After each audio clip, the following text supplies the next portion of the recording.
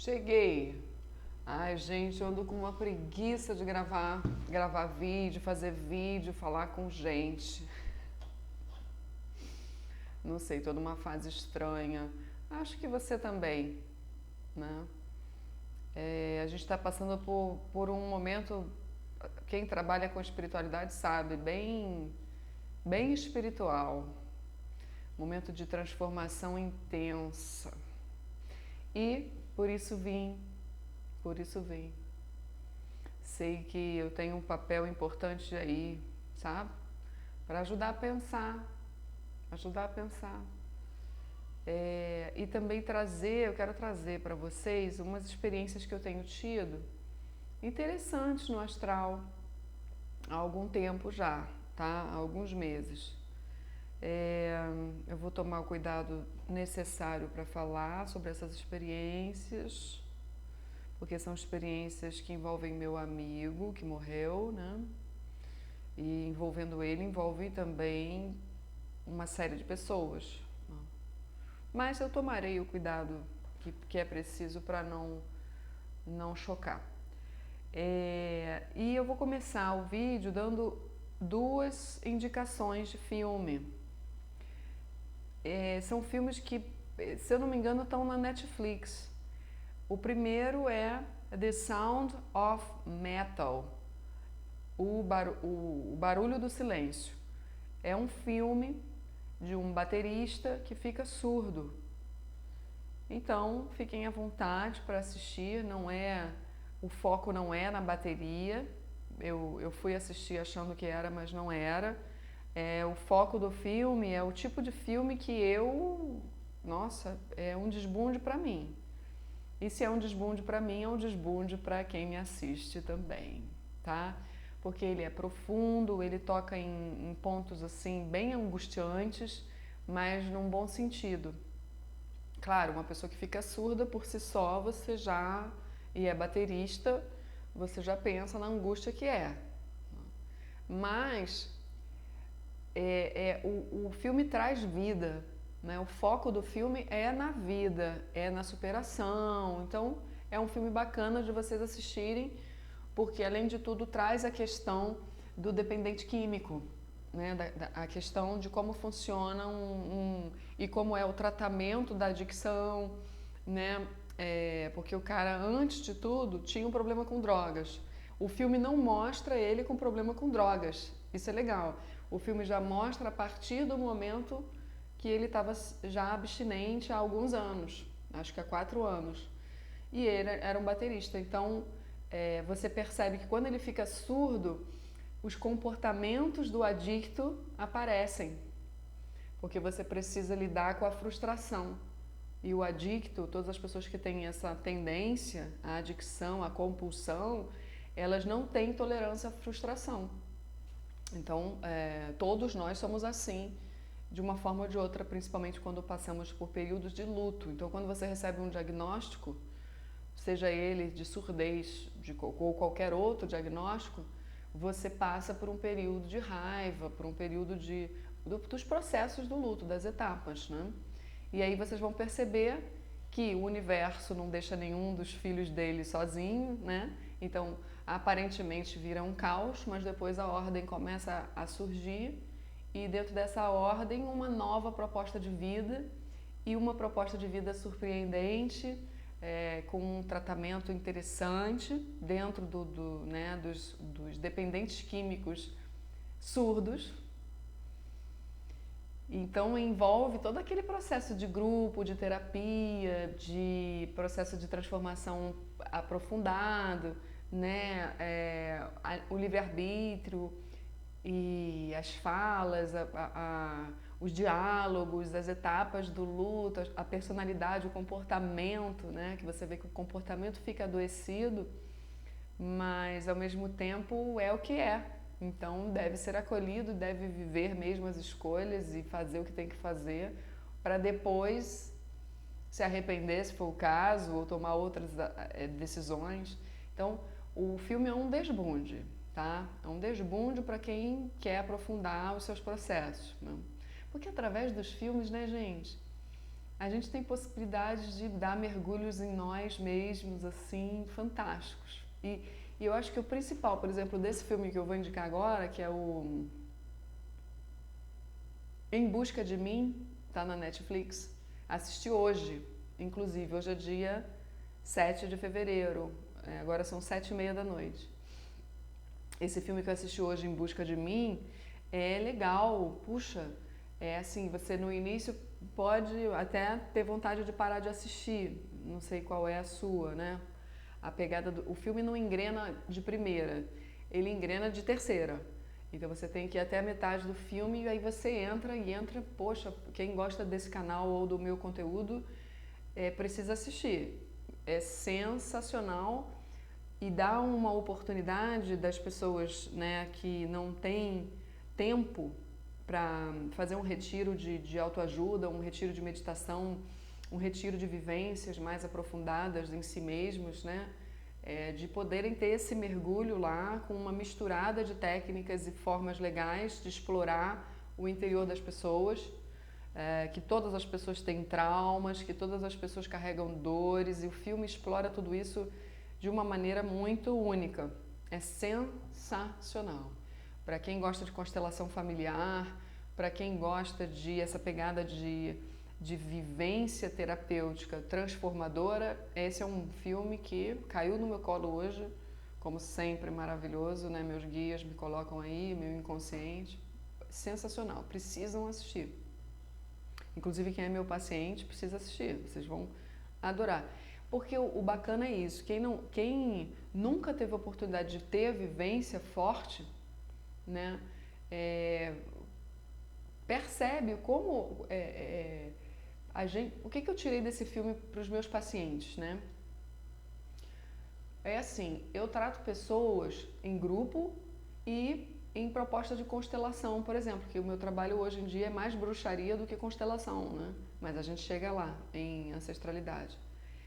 E nessa coisa de terapia de grupo e proposta de grupo, você percebe que, como não é algo intensivo, ou seja, não estamos todos numa mesma casa, vivendo um processo intensivo de grupo, de terapia, de proposta de autoconhecimento, não estamos num retiro, não estamos numa fazenda, então as catarses e os insights, as coisas se dão de uma maneira muito espaçada, porque acaba ali aquele encontro, acaba ali aquele trabalho, você recebeu muito, mas você também já se dispersa com as suas atividades cotidianas e, sabe, vem sua família, vem amigos, vem trabalho, outras questões que já te atropelam e você perde aquilo ali.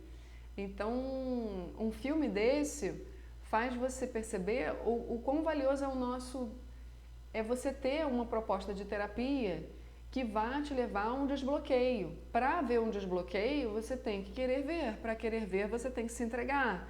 Então, as primeiras camadas são as camadas de defesa, são as camadas de não querer ver, de projetar. Tá tudo muito claro nesse filme.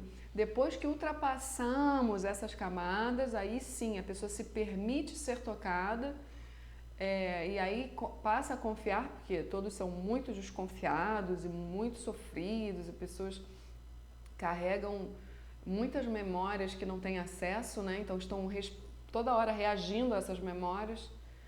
Então é bem difícil ser terapeuta, né? É bem difícil. Várias vezes nesse filme eu me peguei, né? Eu tô bem paciente.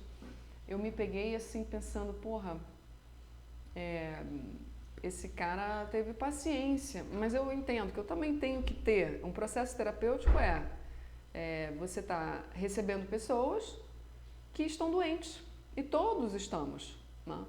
Então, o que é a doença? A doença é você ter escondido no seu inconsciente, ou seja, no teu ponto cego, traumas, dores emocionais, distorções por conta das vivências sofridas, e aí seus relacionamentos amorosos não andam, sua prosperidade não acontece, e você vai vivendo uma vida miserável, e muitas vezes você está super vivendo um drama e revivendo no seu inconsciente, e aquele drama manda na tua vida. Então, não há outra maneira do que você ir lá e reviver aquele drama e desbloquear ele para você soltar as tuas relações. E precisa de um processo terapêutico porque não é fácil, não é simples fazer isso. Né? Você só ir lá, reviver e pá, desbloqueou. Não é assim. Você tem todo um padrão instalado, hábitos, comportamentos, né? Todos estamos muito viciados, por isso que é legal ver filme de adictos, porque somos todos adictos a alguma, né?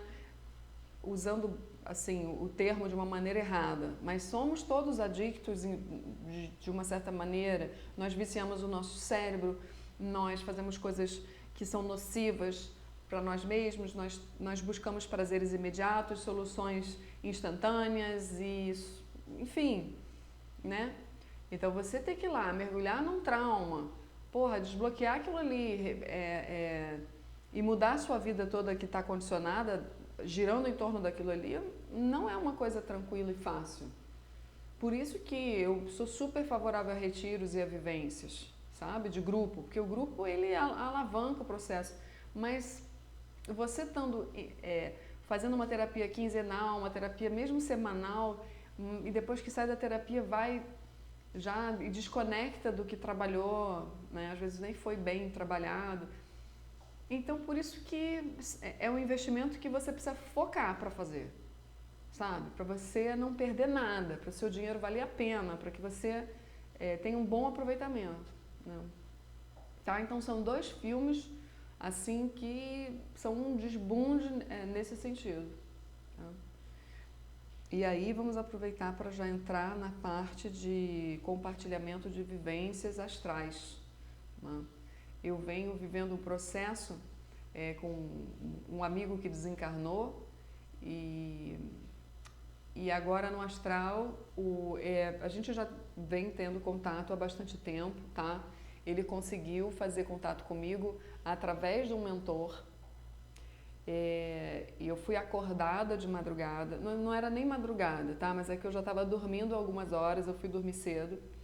E eu fui acordada ali em torno, eu acho que entre 11 e meia-noite, ou entre meia-noite e 1 da manhã. Agora eu não lembro, que realmente já faz algum tempo. Eu não compartilhei com vocês porque eu ando sem vontade de fazer vídeo. E também porque não é uma coisa que você sai compartilhando assim que acontece, né? É forte, vou explicar para vocês, é forte o que acontece.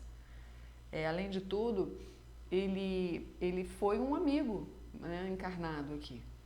E aí tem a questão do emocional, né? A gente tinha muita afinidade em algumas coisas, muitas discordâncias em outras coisas. Tem a questão toda dos laços afetivos em torno de nós, que era uma amizade de muitos anos, de muitas fases diferentes, de ups and downs, né? Então, envolvem outras pessoas, uma carta psicografada, né? Mas foi o que aconteceu. Eu não quero focar na carta, no conteúdo, nem nada. Eu quero apenas dizer para vocês que esse amigo desencarnou em novembro do ano passado. Estamos em fevereiro. Ele entrou em contato comigo em janeiro. Então, assim, não foi fácil, porque não é que ele desencarnou e foi, né? Eu fiz o desencarne dele, né? Eu fui no hospital e ele fez a passagem comigo. Então, assim, eu sei que ele, se eu não tivesse ido lá, não estou falando com o meu ego, não, mas eu fui justamente para que houvesse uma estabilidade na hora da passagem, para que os sentimentos dele, a vibração, né, no caso, não deixasse ele subir. Ou ele poderia ficar vagando, ou ele poderia descer, literalmente, que é o que acontece na maioria dos casos. E as pessoas pensam que porque a pessoa foi muito boa na vida, que tinha um coração muito bom, que ela não pode ir para o umbral, ou que ela não fica vagando. As pessoas têm, não sei, elas não tiveram acesso à informação, não gastaram o tempo delas com isso, não chegou para elas, então elas acham que a pessoa foi para o céu, né? E não é bem assim, né? A gente está encarnado, a gente que se cuide, porque muitas vezes a gente tem emoções escondidas que na hora da morte aparecem e levam a gente para baixo, indo para baixo a gente tem encrenca astral para puxar a gente, entende? Então não vou entrar nos detalhes dele, mas o que eu quero dizer a forma que ele desencarnou foi uma forma triste, foi realmente ele acreditava que iria desencarnar. Ele tinha esperança total de que tudo que ele estava fazendo, que eram muitos movimentos de pesquisa e tal, fosse dar certo, né? Porque ele não morreu do câncer, da leucemia. Ele tinha feito um tratamento nos Estados Unidos que tinha dado certo, só que deram outros problemas e ele acabou desencarnando de uma maneira muito rápida, tá? Então, como foi assim, num movimento rápido, e até para as pessoas que ele ama, houve uma frequência baixa na hora do desencarne. Mas essa frequência baixa ele carregou, ele conseguiu ir para um local de luz, né, que era uma colônia espiritual, um hospital, mas ele precisou de tratamento do outro lado, porque ele ficou e está ainda muito conectado com as pessoas daqui. Questões daqui, pessoas daqui, amor, barra apego, controle. Então ele não se preparou propriamente, eu acho que ninguém faz isso, né, para a hora da partida. Ninguém não, né? A maioria não faz. Então ele entrou em tratamento e nesse dia, que foi agora em janeiro, eu fui acordada à noite, o meu coração disparado, uma sensação muito ruim, com a imagem dele na minha mente, era como se fosse um telefone tocando, né? E era a imagem dele no hospital, e aí eu comecei a me perguntar o que estava acontecendo, né? Porque estava muito estranho realmente, e eu não estava me sentindo bem. Foi quando eu entendi que eu estava conectada a ele, né? Na mente, havia uma conexão minha direta com ele, mas ele não tinha condições de mandar nem o conteúdo da carta diretamente. Quem escreveu, quem soprou para mim, quem me passou a mensagem foi o mentor, como se fosse ele, porque eles estavam juntos. Então havia ali uma intermediação clara do mentor, clara, muito clara. Às vezes até para encontrar palavras, né? Assim. Então, por que eu passei mal, né? Fiquei bastante mal ali com aquele contato. Porque eu fui acordada com a imagem dele no hospital sem entender, fui pega de surpresa, realmente não achava que viria um contato assim tão rápido. E eu já estava tendo sonhos com ele, mas sonhos assim não muito contundentes, né? Era assim, ele ainda estava com uma ferida na perna, porque ele teve uma ferida grave na perna atrás, foi por essa ferida que ele precisou ter que começar a tomar morfina, essas coisas, e aí ele teve um problema no pulmão. As coisas foram de uma hora para outra para o brejo. Então, obviamente, que a pessoa não fica bem emocionalmente, mentalmente, mas as reservas da pessoa emocionais que estavam escondidinhas, tudo apareceu na hora da morte. Então, ele foi para um hospital e ele entrou em tratamento psiquiátrico. Então, ele não tinha condições, mas era muito importante para ele. Porque ele desencarnou em novembro e ele escreveu para mim em dezembro, gente, na verdade, porque era Natal. O Natal estava chegando, eu acho que ele desencarnou em outubro ou novembro, gente, mas foi assim, rápido. E como estava chegando o Natal, a família dele sempre tem esse encontro de Natal, é muito clássico, né? Eu mesmo fui inúmeros anos lá, passar com eles em Floripa. Então é muito amor nessa época, muita união real, sabe? Foi a família dele que me acolhia quando eu tinha falta de base, de família. Quando eu entrava nas minhas questões mais graves de final de ano, eu ia lá, mergulhava na família dele. Então ele me procurou para falar, sabe? Tinha passado o aniversário dele, que foi dia 13 ou 14, e passou o aniversário e aí ele conseguiu, né? E foi real mesmo, foi real. Eu passei mal porque ele não estava bem também, né? Claramente no conteúdo da carta ele fala sobre isso, ele não está bem ainda, precisando ser medicado, porque tem um retorno de questões emocionais, aí deu recado para pessoas da família, coisas amorosas, assim, né? Não entrou nessa carta em conteúdos mais burocráticos, nem nada disso, apenas para dar um é, ele sabia, né? Ele sabia que eles estariam juntos e sofrendo. Então, ele quis, para ele era muito importante, inclusive para a estabilidade mental. Então, deixaram ele fazer esse contato. Para mim foi uma honra naquele momento poder fazer essa transcrição, né? E aí, o que eles disseram assim? Olha, você levanta, vai até a mesa da sala, não precisa ser no seu escritório, vai na mesa da sala, acende uma vela branca, faça uma conexão, peça para o seu marido ficar atrás de você, fazendo uma sustentação energética, e está tudo amparado, está tudo pronto, pois o Sebastião precisa fazer um contato. E eu obedeci, fui, só que eu não estava a fim de chamar meu marido ali naquela noite, que eu estava dormindo, ele estava trabalhando até tarde, não estava conectada com ele para isso, e aí foi o que aconteceu, uma brecha, né? Porque eles disseram que meu marido ia dar sustentação energética, eu caguei porque o quê? Eu tô aqui, eu tô de briguinha e não quero, entendeu?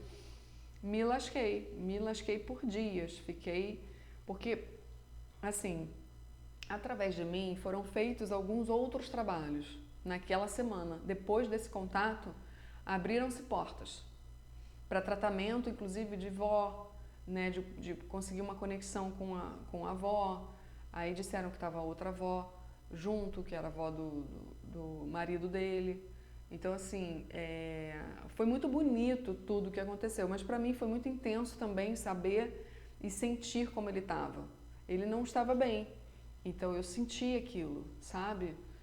Senti muito meu estômago, fiquei muito enjoada. Realmente fiquei com um baque energético ali. Mas estava vibrando no amor, porque era isso que tinha que ser feito. Eu sabia que estava certo, que estava amparado, e a mediunidade também tem disso, né?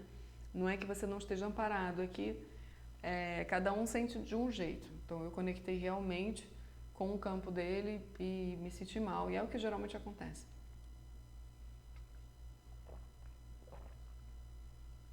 Então aí houve esse contato. Depois disso, eles disseram que ia entrar em contato de novo em janeiro. E quando eles começaram a vir, eu disse que eu não queria mais. Eu não queria mais por quê? Eu conversei com o mentor dele assim. Não é todo mundo que acredita que leva fé nas cartas psicografadas. Né? Eu não quero ser aquela que vai botar minha energia aqui, sabe, entrar em lugares, porque aí ele já queria falar de burocracia. Né? Eu não vou entrar aí, porque já faz muito tempo que eu já não entro na sua vida dessa forma. Pedi para o mentor, falei, né? Porra, Tião, né? Eu não vai ser agora que eu vou entrar, ainda mais por outras questões que não vêm ao caso. E não vou mandar. Não quero mais ser eu a mandar carta. Sabe? Eu estou super aberta para ajudar no que for preciso, mas acho que o que tinha que vir já veio, através de mim. Se vocês quiserem, arrumem outro médium. E aí, isso ficou compreendido, tá? Não tentaram contato de novo, mas coisas legais começaram a acontecer, de projeção, em projeção. Então, teve uma vez que foi esse que eu vou contar agora foi antes da carta. Eles já estavam fazendo um treinamento junto comigo e com ele. Isso é legal relatar. Então, a gente se encontrava e a gente estava treinando a passagem do portal. Isso é importante para ele. Não sei porquê, até sei, mas no período intervidas dele, agora, esse aprendizado é o mais importante, do tipo, se joga no portal, né? Agora pratica aquilo que você, né, tinha uma consciência enquanto estava vivo, né? Que ele acreditava em vida após a morte, que existe vida depois, então acreditava em encarnação, né?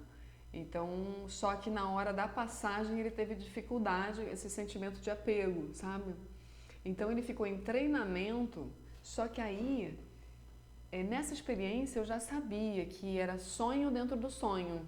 Então, por exemplo, ele estava dormindo no hospital, enquanto dormia, desdobrava e ia me encontrar. para fazer um treinamento, que era uma aula que até eu falava com ele, agora você tem que ir. E ele dizia, eu vou. Ele ainda estava machucado na perna, não sei o quê, estava já com cabelo, mas dessa última vez ele estava bem mais novo, já estava bem mais novo, estava bem melhor. E aí, dessa vez antes da carta, era assim, ele deitava, falava, eu tô cansado, então eu vou. Eu falei, vai amigo, o negócio é assim, é confiar aí, é fechar o olho e partir. Vai, sem dúvida. E aí ele, tô indo, né? Então essa foi a primeira experiência. Aí veio a carta, tiveram outros. Mas depois da carta, olha que legal que aconteceu. Foi de novo, eu estava já com ele, sentada na cama, onde ele está, né, que é um hospital ainda. E aí a gente estava sentado, um de frente para o outro, e conversando. Eu me lembro que eu não podia falar muito sobre profundidade, não era porque ele estava medicado, dava para perceber que ele estava medicado para poder ficar calmo, ele me falava da angústia dele, sabe? Ele dizia assim, o que me angustia muito aqui é o tempo, é como o tempo passa, o tempo passa diferente, então quando você vê já é outra coisa e você estava percebendo diferente. Então assim, ele estava me falando da passagem do tempo lá, e da percepção do tempo lá, e que isso é um pouco pirante para ele, né? Angustiante. Porque realmente não é a mesma coisa. Então ele não pode controlar. Então tem a questão do controle muito forte ali para ser trabalhado. Então quem vai para a morte precisa ter o desapego. Isso é legal para a gente aprender, né? Por isso que eu estou compartilhando. Isso é bem legal. Tem me ensinado muito. Não é à toa que eu estou fazendo parte disso, né? Não é só porque eu sou amiga dele, é porque eu também preciso. Está sendo bom para mim. Então a gente ficou ali batendo papo. E chegou uma hora que eu falei assim, eu tenho que ir pelo portal. E aí havia uma conexão no nosso mental. É como se fosse vamos supor, um aparelho ligado no meu mental e no dele, para que a gente pudesse se falar, sabe? Enquanto eu passasse pelo portal, porque ele também tinha que aprender que ia ficar tudo bem comigo. Eu ia passar pelo portal e que eu ia chegar do outro lado vivo, né? Então foi o que eu fiz. Aí, gente, a sensação era que eu me joguei dentro de um poço sem fundo. Era uma queda livre, assim, e eu totalmente consciente e caindo, e caindo. E ele perguntava, está tudo bem, amiga? Aí eu dizia, fica tranquilo que tá tudo certo, só tô caindo, tô descendo. E aí, eu sempre sonho com essas coisas, gente. Eu entro em elevador, o elevador vai para o lado, o elevador sobe quando tem que descer, perde-se um pouco o controle quando você passa por um portal, né? E era essa a questão ali, por isso que havia permissão da gente ainda continuar se falando, para que eu mostrasse para ele que é tudo bem passar pelo portal. E eu estava com um fundo de medo, porque eu sabia que eu não ia voltar para o corpo, mas eu não me lembrava para onde eu estava indo, onde é que ia dar aquele portal exatamente. E olha para onde eu fui. Eu acordei dentro de uma escola. Então, eu estava tendo aula dentro de uma escola. Nessa aula, eu dormi, desdobrei e fui encontrar ele. Terminamos o nosso encontro e retornei para esse corpo que estava aqui dormindo na escola, no astral. E aí acordei na escola. E lá tinha a professora, né, daquela fase, daquela sala ali, e era enorme, tinham mais professores de outros. Né? Então eu estava ali fazendo uma experiência, né, de aprender e tal. Então quando eu voltei, a professora falou, e aí, como foi a conversa com o Tião? E eu comecei a relatar. Ele sentia angústia em relação ao tempo e tal. Então eu estava num lugar de estudo. Essa experiência foi agora, do dia 30 de janeiro para 31 de janeiro. Foi nessa noite que eu tive essa experiência. Bem legal. Tenho tido muitas, muitas. Não só experiências assim, claramente de projeção, mas experiências de simbologia dentro do sonho, né?